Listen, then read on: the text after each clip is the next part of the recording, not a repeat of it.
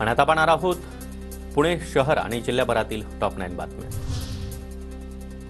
पुणे महानगरपालिकेकडून पुण्यामधील अनेक भागामध्ये सध्या टँकरनं पाणीपुरवठा, मात्र टँकर देखील पोहोचत नसल्याची नागरिकांची तक्रार। टँकरला जीपीएस बसवून देखील पाणी मिळेना। पुणे महापालिकेमध्ये समाविष्ट 34 गावं कर वसुली नाही। कर वसुलीला राज्य सरकारची स्थगिती। महापालिकेला जवळपास 250 कोटी रुपयांचा फटका। पुणे शहरामधील कमाल तापमानामध्ये वाढ तर किमान तापमानात देखील घट। पहाटे थंडी, दुपारी उन्हाचा चटका अशी पुणेकरांची अवस्था।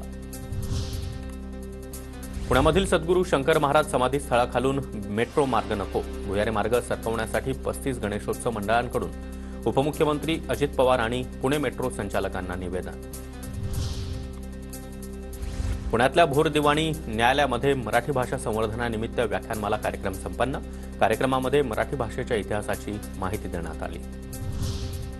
संत तुकाराम महाराजांचे वंशज शिरीष महाराज मोरे यांना लोहगड इथं दीपवंदनेनं श्रद्धांजली। श्री शिवाजी रायगड स्मारक मंडळ संचलित लोहगड विकासपूर विकास मंच आणि पंचक्रोशीमधील ग्रामस्थांचा या कार्यक्रमामध्ये अर्थात शोकसभेमध्ये मोठा सहभाग।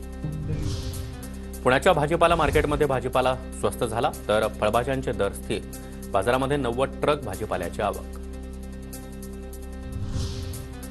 पिंपरी चिंचवडमध्ये हत्येच्या गुन्ह्यामधील मित्रांचं जंगी स्वागत करणं मित्रांना चांगलंच महागात पडलं। कळंबा कारागृहामध्ये 7 वर्ष शिक्षा भोगून आल्यानंतर फटाके फोडून करण्यात आलं होतं फिल्मी स्टाईल स्वागत। पुण्याच्या मावळमधील मोर्या प्रतिष्ठानकडून वडगाव शहरातील 1470 जणांना रायगडाची सफर। छत्रपती शिवाजी महाराजांचा इतिहास स्मरणात राहण्यासाठी खास उपक्रम।